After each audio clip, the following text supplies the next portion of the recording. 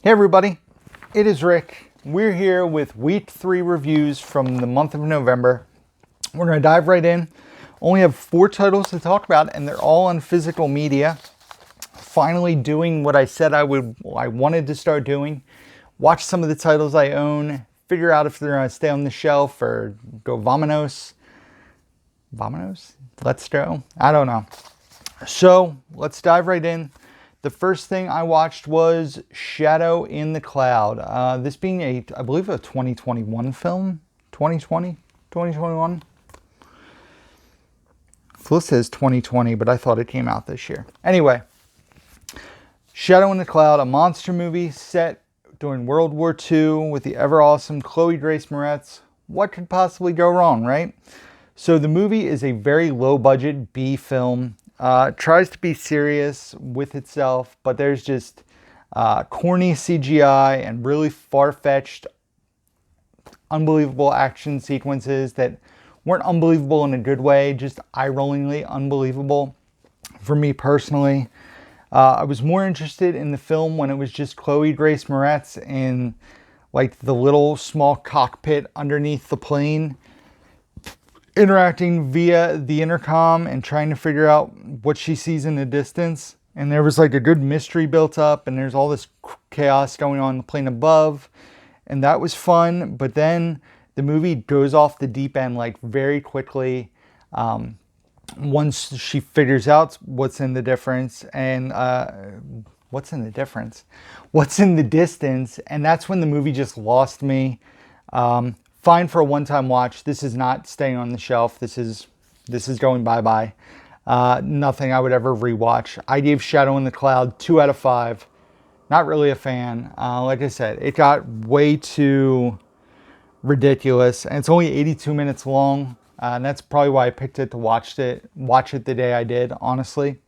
So, Shadow in the Cloud, 2 out of 5. Not staying on the shelf. Next up, this movie had just shocked me that I had never really heard of it or seen it. It's a 1983 R-rated comedy called Easy Money, starring Rodney Dangerfield and Joe Pesci.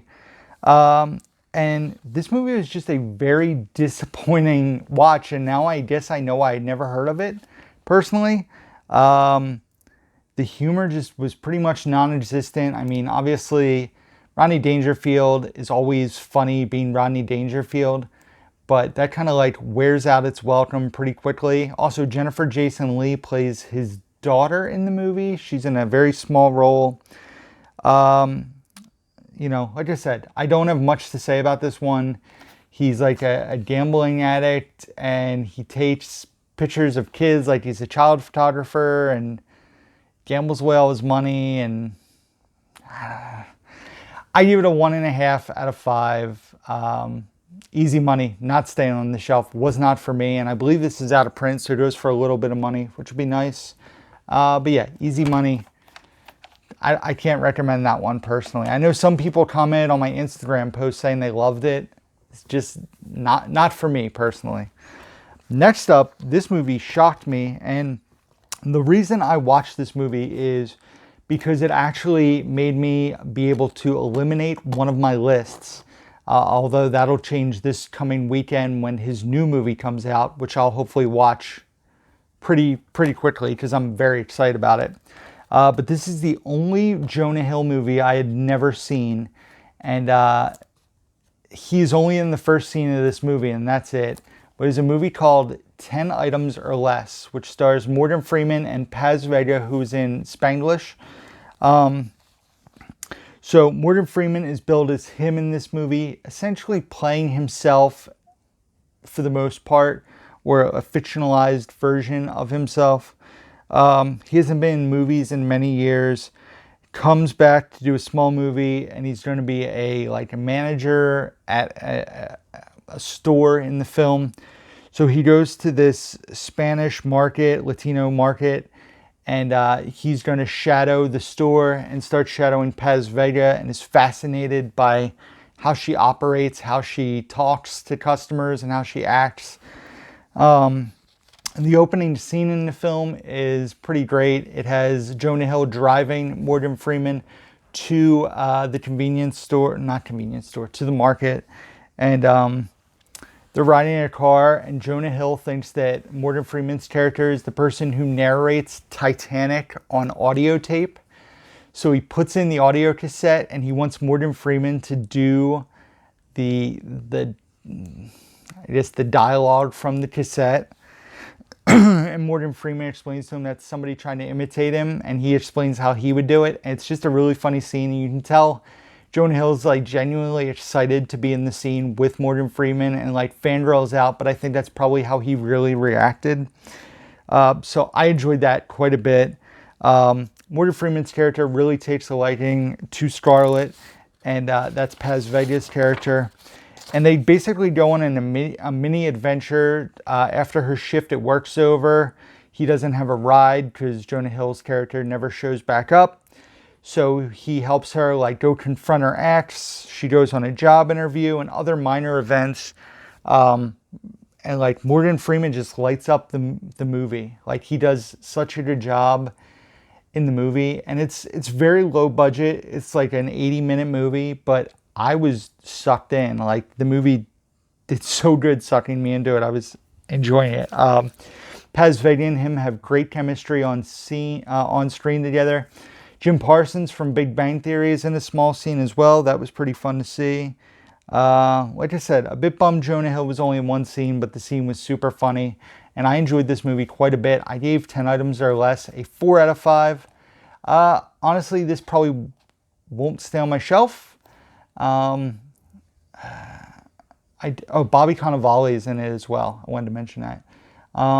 I just don't know if it's something I would watch again. And the reason I only watched this in the first place was because it was the only Jonah Hill movie I had not seen. Don't Look Up comes out this weekend, which I cannot wait for. Jennifer Lawrence, Leo, Timothée Chalamet, Jonah Hill, the overrated actress. They're all in it. I'm super excited to see it. Directed and written by Adam McKay. But this, like I said, 4 out of 5. Really enjoyed 10 Items or Less quite a bit. And then the last movie I watched was a rewatch for me. This is going to be a nice short review video. Remembered enjoying this movie quite a bit in my younger days. Forgot it was rated PG-13. I don't know why I thought this was R-rated, but PG-13, and that is PCU, which stars a young Jeremy Piven, a young David Spade, and also a young Jon Favreau, who's not even on the back of this. He might be in that big picture, but you wouldn't be able to see him. So, a young Jon Favreau, a young David Spade, a young Jeremy Piven, a college movie, short runtime, PG-13. It's about the Pit is what they call their fraternity. It's like an outlawed underground fraternity. They always party. They're getting kicked off campus, so they try to have a fundraiser, and George Clinton shows up. But like I said, a lot of the humor in this movie didn't age very well. It's only 81 minutes, a very short runtime. And but for me, it has like sentimental stuff. There's a few scenes I really enjoyed.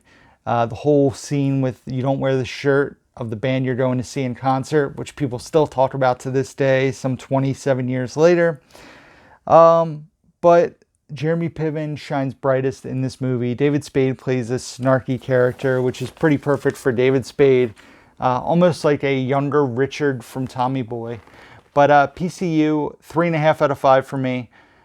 A fun college movie. Like I said, PG-13, so it's weird seeing a college movie like this, because nowadays they would rate something like this R, and there would be a bunch of ridiculous nudity and drug stuff.